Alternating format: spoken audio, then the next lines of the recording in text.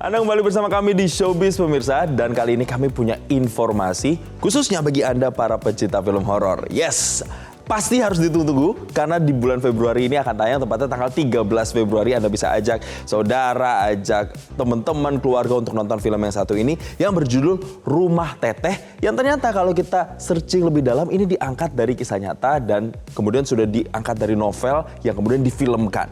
Kira-kira nanti akan seperti apa ceritanya, seserem apa dan value apa yang bisa kita dapetin dari film Rumah Teteh? Kita akan bahas bersama dengan cast-cast yang sudah hadir di sini. Ada Nanda Jaya Kripala. Halo Dede. Halo. Apa kabar? Sehat. Sehat. Ada juga di sini Philip Cho. Halo Philip, apa kabar? Baik. Baik semua dua-duanya ya. Mungkin mau ke Dede dulu deh.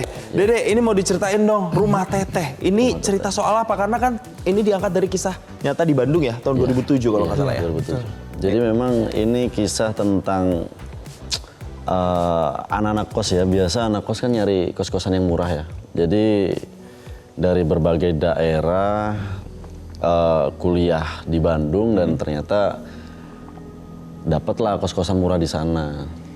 Dari 5 anak tersebut kita nggak expect apa-apa sih awal-awal karena kita mikirnya nggak bakal ada apa-apa ya. Jadi ternyata di situ ada si teteh-teteh tersebut gitu.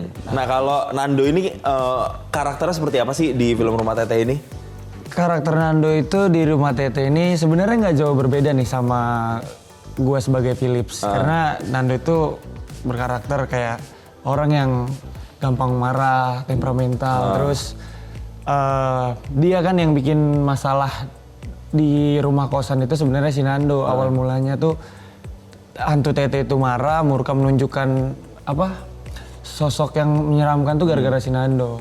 Dia ya ada pengen berbuat asusila. Waduh. Ini nyusahin temen-temennya jadinya.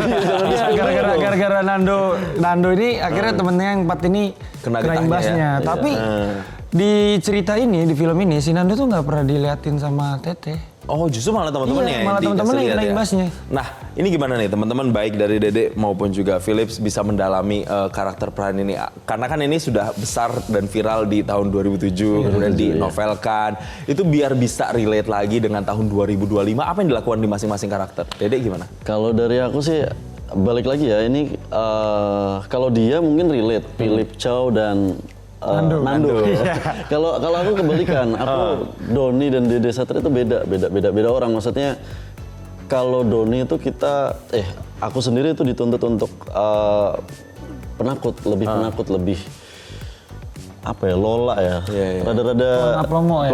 Rada bego dikit gitu lah. Maksudnya Doni ini nggak yang senyambung teman-teman yang lain gitu. Jadi mungkin kesulitan awalnya sih aku di situ gitu karena biasa di drama kan. Ini pertama aku di film horor juga gitu. Jadi kalau di sini tuh observe seberapa persen ketakutannya itu yang mungkin aku harus mendalami banget dan sempat beberapa kali discuss sama Pak Nanang, director, sama Mas Ferdi Ali juga gitu.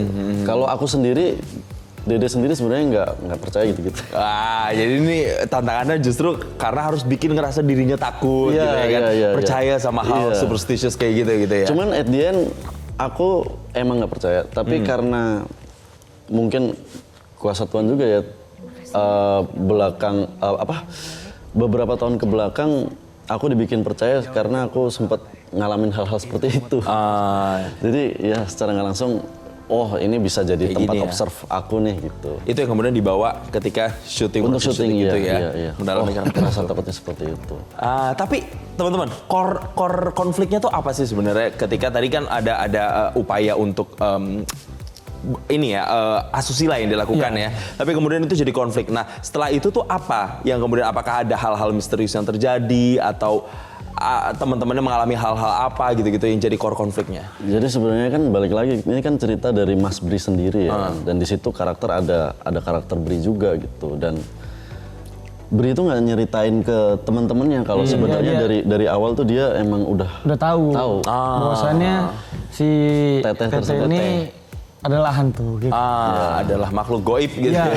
Tapi dia tuh sengaja diem karena dia memang lagi pelajarin juga ini. Mendalami si Teteh tersebut. Iya, dia itu dibalik senyumannya itu apa sih gitu. Maksud dari senyumannya itu apa? Karena memang senyumannya itu Misterius. Ya. Cukup. ya cukup memberikan Banyak makna luka sih. yang dalam lah kali ya. Intinya kayak gitulah. Itulah nanti yang Nonton kemudian. lah, nonton aja lah ya. Nah itu tuh, jadi ada kejadian-kejadian misterius yang satu persatu muncul begitu ya di adegan. Nah ini nih Nah, senyumnya di ini. sini kan senyumnya itu kayak banyak makna dan arti yang perlu kita pelajarin. Telaah gitu ya. Tapi bicara film horor, apakah teman-teman nih merasa film Rumah Teteh ini film yang banyak jump scare-nya atau justru lebih ke ambience-nya atau ada moral value-nya yang bisa diangkat? Nah kira-kira gimana tuh? Jadi gini, kalau dibandingkan, ini membandingkan ya dengan film horor yang biasanya tuh sebenarnya nih beda. Nggak seperti film horor biasanya yang banyak jump scare, yang serem-serem, yang pokoknya hantunya jelek-jelek gitu. Enggak sih sebenarnya. Ibu ini cakep. Cantik dong Teteh. Itu cantik sih, Teteh. dong. Dia masih jadi hantunya masih cantik gitu. Iya, benar. Iya benar. Udah gitu, lupa gua. Udah gitu, ya beda. Dari segi cerita kan orang banyaknya yang serem, horor banget gitu kan. Ini nggak lebih kayak ceritanya antara si Bri dan sosok Teteh ini ada romansnya, lebih indah lah cerita dibanding horor-horor yang lain. Dan banyak pesan dan pelajaran yang bisa kita ambil karena kan di sini ceritanya anak perantau semua kan. Disatuin di satu rumah kos-kosan. Ya maksudnya berjuang bareng, keluh kesah bareng gitu. Gimana kalau kita di luar tuh harus bagaimana bersikap apa gitu kan. Ini banyak pesan moral yang bisa kita ambil di sini sih. Iya, pada moral story-nya juga banyak gitu ya. Iya, Kalau dari Dede gimana? Ya intinya kalau aku mau menambahin tuh ini lebih dekat dari story-nya. Karena maksudnya kita lebih mengedepankan story, lebih mengedepankan sinematografi dan memang balik lagi tadi kan nanya masalah jump scare ya. Jump scare di sini kita bisa jamin nggak yang Minim sih. Iya, nggak yang kayak yang biasanya gitu ya. Iya.